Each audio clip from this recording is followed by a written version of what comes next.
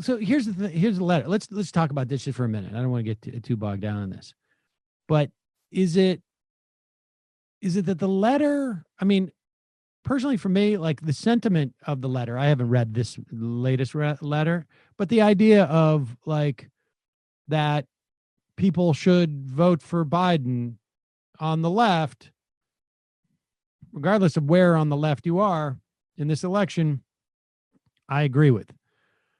The letter thing, I do think that like as a tactic, I'm not quite convinced that it does anything for the people that it's like that it does anything other than for the people who are writing the letter.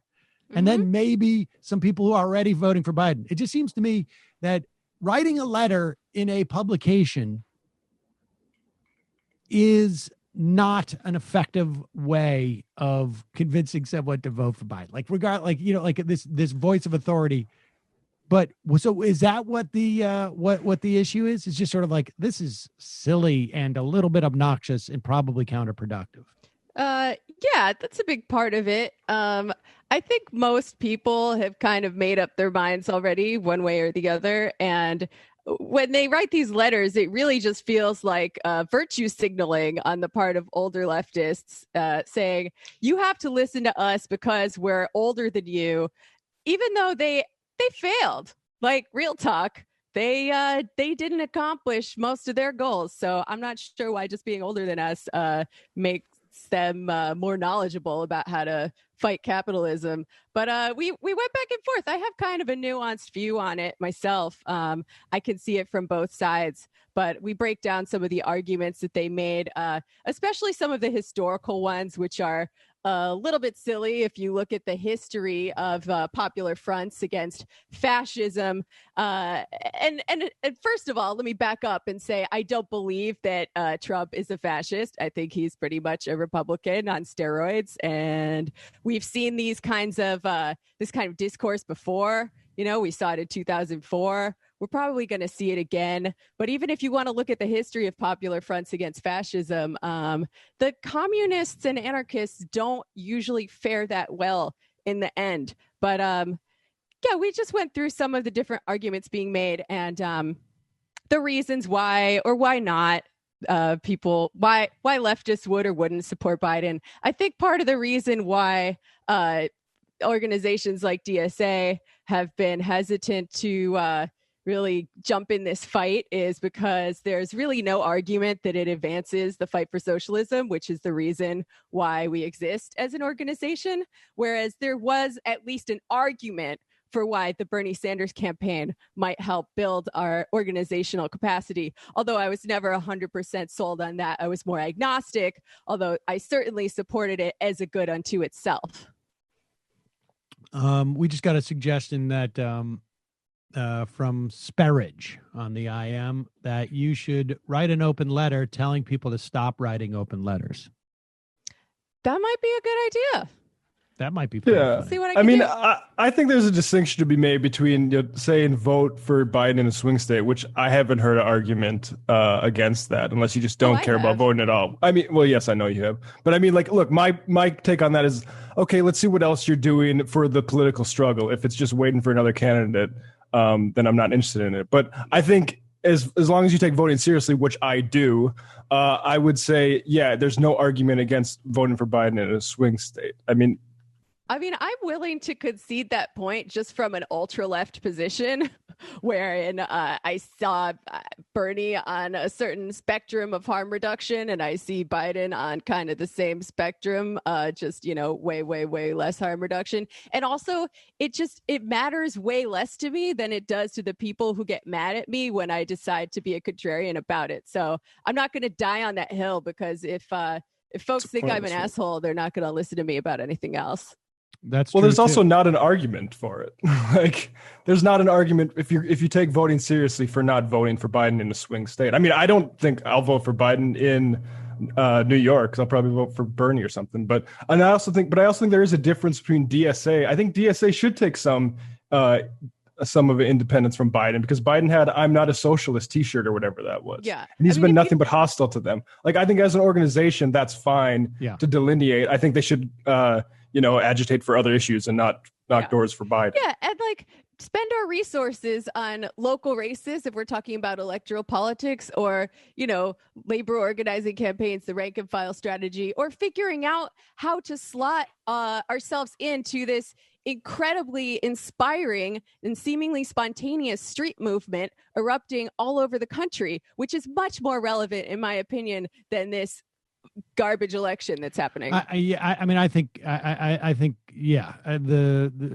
the argument, I think, I don't find it terribly terribly controversial that an organization like the DSA wouldn't take an official position on this election. I mean, it's, the members, it's really a question of like, what are the members individually going to do in terms of voting? And I don't think I don't think it gets the people who want DSA members to vote for Biden. I don't think having the DSA as an organization come out and say you should vote for Biden is really the way to get there anyways, frankly. No, I think it takes away more from the DSA than it would add to the Biden campaign. And the letter writing thing, I do think, is just sort of like, it is people just not being aware of like who they're talking to on some level, like the audience. Like, if you want to engage in a conversation, but a letter, like leaflet, I don't think it has the, I don't think people communicate in that fashion anymore in the same way that they may have, 50 years ago. I will say this, and I have been pretty steadfast in my belief that it's largely irrelevant.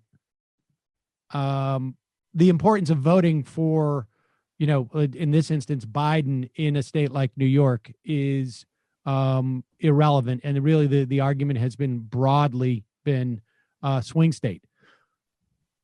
I have not changed my mind on that, but I will say this, that based upon what Trump has been doing as of late and based upon Bill Barr, I am also not convinced that having a run-up in the popular vote does not have I am more open to the argument that a run-up in the popular vote is meaningful insofar as I'm quite convinced they're going to challenge the election. It doesn't matter what the outcome is, assuming that Trump has not declared the victor. That we're not going to get the numbers on that Tuesday night. We're not going to know who won. Trump is going to declare victory. Barr is going to file suit in states and use the DOJ to do it. The campaign's going to do it. They're going to send stuff to the Supreme Court, and that a popular vote run up, more than 3 million votes, may have some relevance in terms of swaying the decision of those Supreme Court justices. Really? I'm not there yet, but I'll tell you something. As I start to play this out, I've always considered, and certainly for me, like, I don't think I've voted for the nominee in a safe state, maybe in my history of voting. I may be against, well, no, I don't know about that, actually. Now that I think about it, no, I didn't think I have. I was going to say I would have voted against Reagan, but I think that was the first time I voted. The second time, I think I definitely voted for the nominee against. I think I voted for. I definitely voted for Dukakis, but I can't remember. But that's one of my earliest memories, is going with my mom when she was voting for Dukakis. But Dukakis, I had an affinity for because he shoveled his own walk. That was a big deal for me, having done that so much in just like 30 miles from where he was doing his. But I don't think I've ever voted for the nominee since then, and in my adult life, and I'm still not quite there because I'm in New York. Let me just make that clear. But I'm also not clear that like. I think there could be a material difference between a 6 million vote run up and a 2 million vote run up, or a 10 million vote run up and a 3 million vote run up on the popular vote. If this thing is in front of the Supreme Court, I really. I mean, just to bring up elections, I read Michael Parenti's essay, The Stolen Presidential Elections, from his Contrary Notions essay collection recently. I mean, I disagree with what Jamie said earlier about fascists. The GOP is fascist, and they steal elections at a national level. They do this stuff, and they did this when Trump was still donating to Democrats. So I think that I think they are a severe enough threat where I think that's an argument I buy. If they're really fascists, it doesn't matter who wins the election. No, the fig leaf of democracy is important. The fig leaf of democracy is important for sustaining this stuff longer than it's more important than like a Hitlerian Reich is. If you want to sustain corporate control of something, you need a fig leaf like democracy actually works. Yeah, I guess so. I mean, I feel like if they had the power to crush their enemies, they would have already done it by now. And that's one thing that they floated in the Jacobin response to the open letter. I don't know. There's a lot of things to consider. At the end of the day, I think a lot of these problems of capitalism are largely overdetermined by the development of the global marketplace, no matter who's in power. But I could see the arguments for why a Biden administration would be marginally better in some ways. I think there's a possibility there. And, you know, if there's a possibility that it would be better, we should probably vote for him, although I can't see any leftists like volunteering for him or knocking on doors or whatever. I don't know. I'm sympathetic to both sides. If someone's like, I care about DACA, I care about sanctions, I care about whatever other marginal benefits this will confer on oppressed people, I'm like, fine, cool. If someone else is like, what about all of the people who died in Iraq? What about all of the black and brown people who are still rotting in jail because of the 1994 crime bill that Biden was complicit in? What about the women he sexually harassed? I'd be like, you have a point too. And what about all the people? I mean, I would just say it's not about the individual. It's about the coalition of power behind him. Which is what exactly? I mean, he's different than Trump. They've made it very clear that the left Bill Barr is not going to be attorney general. I mean, I think that like it's not great, but it's different than the Republicans. They've made it very clear that we're going to get nothing and we're going to like it. So what does the Bernie cohort do in that situation? I think you don't listen to what they say. They also said these, losers are not going to knock off any of our incumbents, and Engel down, Clay down. I mean, they can say whatever they want to say. The question is, do you have an opportunity there that you don't have with Trump? And of course you do. Like, I think that if somebody says I think the only rational argument is an accelerationist one as to why you would not vote for Biden. Like the idea that or you just don't think it's going to do anything. Well, but I mean, does anybody genuinely believe that, just take DACA? If you just want to just limit it to DACA, there's no way that Joe Biden becomes president and doesn't essentially say to the hundreds of thousands of people, maybe millions. I mean, if you include family members and whatnot, of people who are impacted by DACA or DAPA too, for that matter, that they're going to have permanent status of some form or another, and the material benefit to their lives on a daily basis of not worrying that at any moment they're going to have ICE agents come in and bust them and deport them. Nobody can say that that's not I need to hear an argument that that's not going to happen, because it is. Now, I accept that it's limited and it is insufficient, but that has material benefit to people. That's low hanging. You don't even have to like even think about it in terms of the difference between a Biden administration versus a Trump administration. And then there's a whole host of other things like that. But that seems to me to be, you can make the lives of 100,000s of people like definitely better, and it's definitely going to happen. Then, how do you? I mean, I'm inclined to agree with you, but part of that I've come around to as an ultra left electoral skeptic, and I can see how someone maybe a little to the right of me in DSA who takes electoralism more seriously as a tactic might think it's very important to stick to our guns on something like this for the sake of the long game. Well, I can see it from all sides. Yeah. Yeah. I mean, I can see it. I just don't, I mean, I can see it. I'm not convinced. I mean, unless it's an accelerationist thing, which I also have a problem with, but that to me seems at least cogent. Yeah. I think a lot of people are just angry at even the framework of this question that they're being forced to answer. And, a lot of my comrades, aren't on a YouTube show where they talk about politics, so they don't have to talk about it if they don't want to. But I've had to think about it a little bit harder because, Yeah, I mean, yeah, it sucks to be in this situation, but I mean, that's basically in many aspects of life. I'm dealing with my school right now with my kids.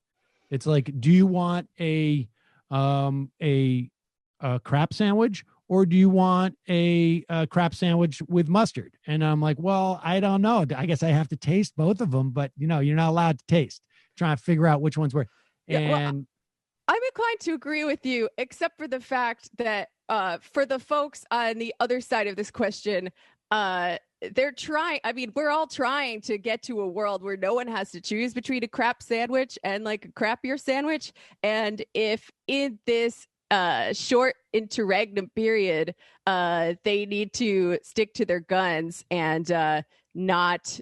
I mean, voting, who cares? Like, most leftists are probably going to vote for Biden no matter what they say. Yes, but I think so. In terms of like other activities that we're being expected to do by our elders and betters, refusing to do them, there's a case to be made that will ultimately help bring about a scenario in which no one is expected to make this horrible choice anymore. So I could see where they're coming from. I don't agree. I mean, I've taken your position most of the time when I'm arguing with my comrades at DSA. I just want you to know I might share a little bit of your penchant for arguing. And like we said, I think people should lay off DSA for not supporting a guy who said we're not socialists or fascists or whatever that T-shirt was. I can't remember it, but we're not MAGA. We're not. You remember that, Jamie? Yeah. Sure. Yeah. Whatever that yes. was. Like, they'll knock doors for Medicare for all, knock doors for like other Green New Deal, do stuff. It's also just like who like. I don't know, like we might as well write an open letter to like, I don't know, the Pokemon Association and say, you guys are not doing enough to support Biden. It's like, it's not like, honestly, like, no, what exactly. difference, like what difference does it make if DSA, if it's one thing for them to like come out and say like, we think you should vote for Donald Trump. I would have a problem with that. But, like, they don't want to get involved. They choose to get involved as an organization in a narrow set of political. They express themselves, in a narrow set of political things. That to me seems silly and counterproductive. You're exactly right about that, Sam. Like, there was an argument to be made that the Bernie campaign had something to do with the fight for socialism. That's done now. Like, no one's seriously trying to make that argument about Joe Biden. So individual members can do what they want. People don't all agree on it within the organization, but it's just not a pressing enough issue for the work that we are doing to try to come to some sort of practical unity on it. I think it's just simply not part of the mandate of the organization to get involved, as an organization to get involved in that type of an electoral, like there's no point in them making a proclamation about it. But all right, let's